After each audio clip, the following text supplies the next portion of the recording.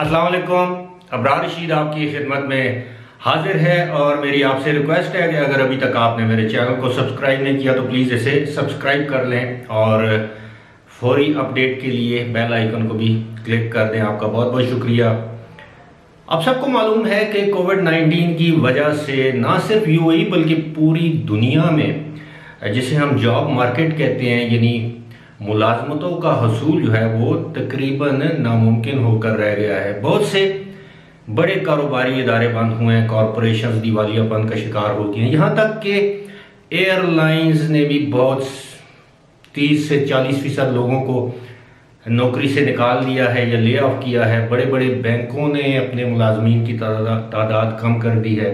جو بچ گئے ہیں ان کی سیلریز میں کافی زیادہ کٹوتی کی گئی ہے. لیکن میں یو اے کی بات کروں گا کہ کچھ شعبے ایسے ہیں جن میں اب بھی بڑی تعداد میں جابز اویلیبل ہیں, بلکہ اس حد تک کہ اب ان کو مطلوبہ کمپنیوں میں ٹرینڈ یا سکلڈ ملازمین نہیں مل رہے اور یہ مختلف ریکروٹمنٹ ایجنسیز یا ریکروٹر سے رابطہ کر کے یہ جابز ارینج کرنے کی کوشش کر رہی ہیں یہ کمپنیاں.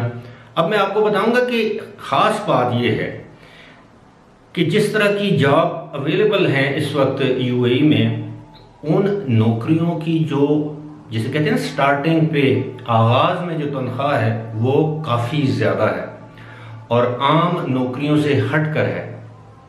اب میں آپ کو بتاؤں گا کہ آپ اگر مطلوبہ فیلڈ میں اگر آپ سکلڈ ہیں, نوجوان ہیں, اگر آپ کے پاس سکل ہے, اس کے لیے ضروری نہیں کہ آپ نے گریجویشن یا ماسٹرز کی ہو, لیکن آپ اپنے اس مطلوبہ فیلڈ میں اگر آپ کے پاس ہنر ہے تو 7 ایسی نوکریاں ہیں جو کہ 10,000 سے 25,000 درہم سے سٹارٹ ہوتی ہیں. ماہانہ کی میں بات کر رہا ہوں. اب میں آپ کو بتانا چاہوں گا کہ یہ 7 فیلڈ, 7 شعبے, 7 سیکٹرز کون سے ہیں جن میں ہمارے نوجوان یا کسی بھی ملک کا نوجوان اگر وہ سکلڈ ہے, ہنرمند ہے اپنے مطلوبہ شعبوں میں یا جن شعبوں کی میں نوکریوں کی ضرورت ہے, تو آپ کس طرح یہ بڑی بڑی نوکریاں یا بڑی بڑی تنخواہوں والی نوکریاں حاصل کر سکتے ہیں. سب سے پہلے میں آپ کو بتاؤں گا کہ یہ جو 7 شعبے ہیں ان میں سے پہلا شعبہ ہے آرٹیفیشل انٹیلیجنس. اب جو لوگ کمپیوٹر سکلڈ ہیں یا اس آئی ٹی ٹیکنالوجی کو ان کو پتہ ہے کہ یہ کیا ہے یا اس میں دسترس رکھتے ہیں, اس میں مہارت رکھتے ہیں, ان کو معلوم ہے کہ آرٹیفیشل انٹیلیجنس کیا ہوتی ہے. آرٹیفیشل انٹیلیجنس انٹری لیول یعنی پہلی دفعہ جب آپ کسی ادارے میں جاتے ہیں, کمپنی میں جاتے ہیں, تو 15,000 درہم سے 20,000 درہم تک آپ کو تنخواہ مل سکتی ہے, بشرطے کہ آپ کسی مستند سرٹیفائڈ ریکروٹمنٹ ایجنٹ یا ایجنسی کے ذریعے اس کمپنی میں جائیں. اسی طرح ڈیٹا سائنٹسٹ ہے, انٹری لیول 15,000 سے 25,000 درہم. اب آپ دیکھیے 15,000 سے 25,000 درہم ماہانہ. یوزر انٹرفیس ڈیزائن اور یوزر انٹرفیس انجینئرنگ, یہ بھی کمپیوٹر سے وابستہ لوگ اس بات کو سمجھتے ہیں کہ اس کی جو سٹارٹنگ سیلری ہے وہ 10,000 سے 20,000 درہم ماہانہ تک ہے. ڈیجیٹل مارکیٹنگ, یہ تو بہت ہی عام ہے. آپ جو آن لائن جا کے جب آپ مختلف چیزوں کی مارکیٹنگ, اس کی ٹیکنیکس ڈیولپ کرتے ہیں یا مارکیٹنگ کرتے ہیں, اس کے لیے جو انٹری لیول ہے 8,000 درہم, اور جو مڈ لیول ہے یعنی انٹری لیول سے اوپر اگر آپ کے پاس تجربہ ہے, انٹری لیول سے مراد میری یہ ہے کہ آپ کے پاس بے شک تجربہ نہ ہو, لیکن جو مڈ لیول ہے اس کے پاس آپ کے لیے تجربہ ہونا ضروری ہے. مڈ لیول کے لیے یہ نوکری 17,000 مہینے پر اس وقت آپ کو مل سکتی ہے. سپلائی چین اینالسٹ, یہ انٹری لیول پہ اس کی تنخواہ ہے 7,000 درہم, اور مڈ لیول یعنی اگر آپ کے پاس 1-2 سال کا تجربہ ہے تو 18,000 درہم.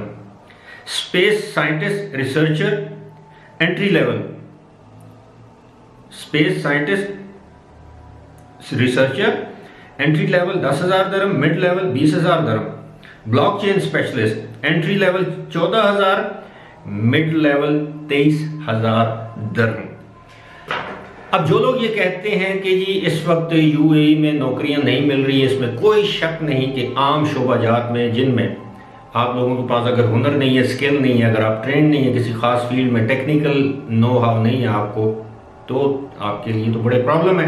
لیکن اگر آپ نے سمپل BA کیا ہے, گریجویشن کی ہے, FA کیا ہے, لیکن آپ کے پاس یہ جن 7 شعبوں کا میں نے ذکر کیا ہے, اس کا آپ کے پاس تجربہ ہے یا نو ہاؤ ہے, آپ جانتے ہیں یہ کام کر سکتے ہیں, تو ان 7 شعبوں میں اس وقت دبئی میں بہت زیادہ ڈیمانڈ ہے.